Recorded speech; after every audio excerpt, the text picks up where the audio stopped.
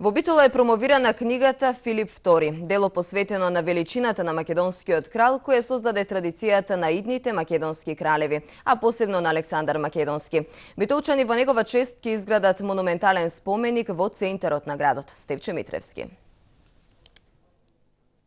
Со цел да се потврдат митолошките корени на македонецот, авторите на книгата ја опфаќаат целата македонска царска династија уште од неолитот, ставајќи посебен акцент на 47 годишниот животен пат на Филип II Македонски, опишувајќи го како цар и воин, создавач на македонската фаланга, градител на повеќе градови, како гениален монетарец и ред други особини што го краселе таткото на Александар Македонски. Да се свикнуваме да го изговараме името на Филип, како наш човек, како наш цар, да се свикниме, да го бараме материјалот за него, да го прошируваме, да го изучуваме и на еден начин да ја чуваме таа светска традиција на најголемиот цар заедно со синот Александар, кој што на светската цивилизација воопшто и дале многу поуки и многу слава, а тоа е од Македонија.